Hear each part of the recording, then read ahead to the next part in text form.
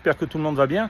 Aujourd'hui, je vais vous montrer la préparation d'un sol drainant en périphérie d'une piscine que l'on vient de réaliser et que nous sommes en train de mettre en eau. Donc le sol drainant, il consiste en quoi? Il consiste à avoir en périphérie, autour d'un bassin ou sur une terrasse ou un chemin d'accès ou un chemin piéton, d'avoir un sol qui est capable de rendre à la terre toute l'eau qui va tomber de notre joli ciel. Et Dieu sait que cette année, on en a eu pas mal. Le gros avantage, c'est éviter d'avoir une dalle de béton, plus une chape, plus du carrelage. On n'a pas besoin de joint de dilatation quand on fait du sol drainant avec notre partenaire, donc INMS, qui est à Vitrolles, donc qui fait partie du groupe Colas. Voilà, c'est un produit qui est vraiment éco-responsable. Il n'y a pas de ciment à l'intérieur, ce sont des liants naturels. Bien entendu, il faut préparer les choses correctement. Alors, pour les préparer correctement, il va falloir faire un remblai périphérique ou sur votre chemin d'accès ou autour de la piscine avec une grave calcaire 0,20 ou 0,315 de préférence. En fait, un sol que l'on va régler, compacter et qui sera par nature drainant. Ensuite, comme vous allez pouvoir le constater là, on a à disposer tout le long donc des cornières.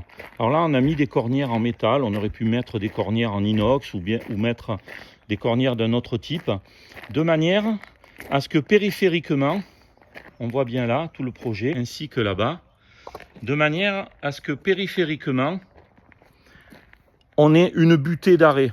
Ce produit s'installe environ entre 3 et 4 cm. Et le fait d'avoir une butée d'arrêt bien propre nous permet d'avoir une finition impeccable. On viendra ensuite mourir à zéro.